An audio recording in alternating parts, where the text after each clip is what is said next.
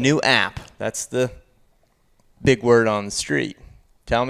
Just start telling me about it, because I know very little. Basically, you go into the app, you sign up as a hunter or a tracker. As a hunter, you can log in, create an account. You can submit a request. It doesn't cost you anything. You can actually create a toolbox. Yeah, so basically on the toolbox, you can add items, and you can type in whatever weapon that you would want. It could be, rifle, or if you got one bow set up or you got another bow set up, you can fill that out ahead of time, which will save you time when you actually need to use the app if you've got all that pre-plugged in.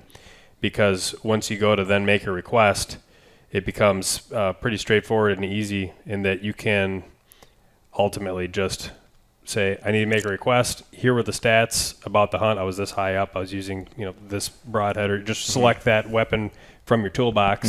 Here's my location. You can send out that request, and then that request goes out to basically all the trackers who have that within their search area. And the speed of it too, in comparison to like a sheet or sending an email and having to log in. I mean, it's all just right there. Well, if you have very weak service out there and you're trying to get on a tracking group and scroll through their list of trackers, and then you call each one, there's no answer or they're not available, you go to the next one. So you got to do that. With this here, you hit submit, and it instantly goes out to all the trackers in the area. Push notification goes to my phones. The hunters loved it. Number one, they didn't have to post publicly on social media.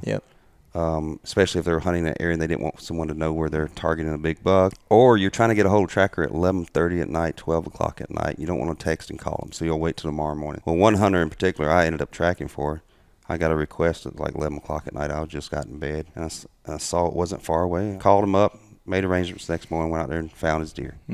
He said, man, I loved it. It took a lot of stress off of me. I went to bed that night knowing I had a tracker come next morning. I didn't have to call a bunch of trackers to see who's available. As a tracker here, I can select my service region. My typical range is about 70 miles, but you could increase that. And then you can update that as you travel around. You can update it and say, hey, let's see if there's anything near me. So once you save that service region, any tracking request that pops up in that area sends you a push notification. And so you get a little chime, your phone vibrates, and it says tracker, hunter needs a tracker in this area. Another feature, this is really nice, especially for me. Like I've been in Minnesota long enough, but not long enough to learn every single town. And so there's a tracker. You can click on the tracking request map, and at a quick glance, I can see my location and proximity to these tracks.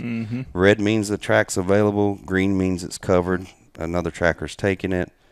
There will be a gray pin if the hunter pauses the track, and he may be getting permission to track on a neighbor's property. A deer went over there, and so he decides to pause it, but it'll have the reason, like hunter paused it because he's trying to get permission to track. One of the nice features that the trackers are really going to love about this app is our proof of life, proof of death.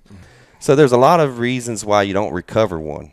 Just because they call you to track it doesn't mean the deer's dead. Right. So we built into the app for this to happen automatically. You take a track, and once you finish it and it asks you, did you recover the deer, yes or no, you put no. In 30 days, correct? Yep, 30 days, the hunter gets a notification that says, hey, you had a tracker come out and track your deer back on this date. Have you seen that deer alive on trail camera, or did you find it dead? Did it get shot later in the season, yes or no? If they put yes, then a notification goes to the tracker and say, hey, that deer you tracked's been spotted alive or found dead or shot later in the season, whatever. Contact the hunter for more details. And so it does that automatically. If the hunter says, no, I didn't see it or I haven't found it, at the eighth month mark, another notification goes out to the hunter, hey, have you seen it by now? And the same process. And that's the final notification. So two of them go out. And we think that what we're going to see is a large number of the non-recoveries are going to be showing up on camera, shot by another hunter. They're going to be proven that they weren't actually fatal. Or dead at the point at the time that we were tracking it. Yeah. Just in the time we've been sitting here, I created two setups in the toolbox. So like we're saying, you download the app and there's nothing to do. Well, you can add your stuff in, and then in the scenario where you do need a track and you make a new one, it's like, okay, we can plug in the location and it'll default to your GPS location. And then you go ahead, you put in the land type, public or private, Again, more inputs. Request the reason that you need the tracker. What'd you shoot? We'll use the scenario of an antlered deer. It automatically plugs in the current date and time. So if it was an hour ago, you can adjust that accordingly. How high were you above the deer? And you got a little slider, 17 feet, shot distance. You can put that on the slider. Position of the animal, you put that in. And then you can, for the tracker's notes, you can plug in, deer ran away tail high for 15 yards, then I lost sight of it. Right? You put that detail in. That is something that the tracker's able to see. It doesn't necessarily get input into the data collection side. And then I was using this weapon. Then you hit next, pass through or none, which, like Shane was alluding to earlier, it's a pretty key metric. And then you can put in like, oh yeah, I definitely, there's foul smell on the arrow. A lot of those additional things that would be really, again, helpful for the tracker to know. Are there any property lines nearby? Certain states you can track across the lines. You might need to get permission. Certain states, it's a hard no. And then the follow-up, if you do need to have permission, do you have it? No, but you can obtain it. Yes, no. And then you can plug in your location for the impact just based off of the grid here. And the tracker's going to confirm this when he recovers it. If he recovers, it'll ask him where the entry and exit wounds were. So it'll be able to compare that. And it'll overwrite that in the data. It'll say this was the actual entry and exit. Yep. And then the last things, have you tracked the animal yet or not?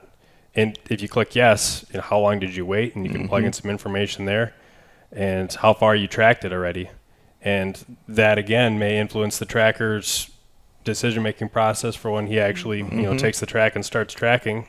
And have you made any efforts to find the animal past last blood?